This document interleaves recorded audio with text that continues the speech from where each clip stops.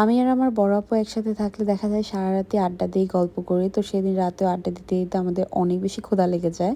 তো কিচেনে গিয়ে দেখলাম মিস্টার নুডলসের এই কোরিয়ান সুপার স্পাইসি নুডলসটা আছে। তো ভাবলাম এটাই রান্না করে ফেলি। তো এখানে হচ্ছে একটা ফ্রাই প্যানের মধ্যে তেল দিয়ে দিলাম, একটু গরম হচ্ছিল, তারপর হচ্ছে এর উপর রসুন দিয়ে একটু নাড়াচাড়া করে দেন হচ্ছে চিলি ফ্লেক্স দিয়ে দিলাম। আর এখানে আমরা আমাদের মতো করে বানাচ্ছিলাম, এখানে হচ্ছে ডিম পোচ দিয়ে দিচ্ছিলাম। তারপর যে তেলটা আছে এই তেলটা দিয়ে ভালো করে মিক্সড করে নিচ্ছিলাম। আসলে যে যেভাবে খেতে পছন্দ করো। তারপর আমরা সেটাকে উঠিয়ে রেখে এটার মধ্যে এই প্যানটাতেই হচ্ছে আমরা পানি দিয়ে দিলাম। অ্যান্ড পানিটা যখন একটু ফুটে আসলো দেন হচ্ছে আমরা নুডলসগুলো দিয়ে দিলাম। এখানে 4 প্যাকেট নুডলস দিয়েছিলাম। অ্যান্ড একটু বয়েল হয়ে আসার পরেই কিন্তু আমরা এখানে সয়া সস অ্যাড করে দিয়েছি। আর একটু লেবুর রসও দিয়েছিলাম, সাথে হচ্ছে একটু লবণ। আর এখানে যে মশলাপাতিগুলো থাকে এই মশলাপাতিগুলো দিয়ে দেন কিছুক্ষণ আমরা নাড়াচাড়া করেছিলাম।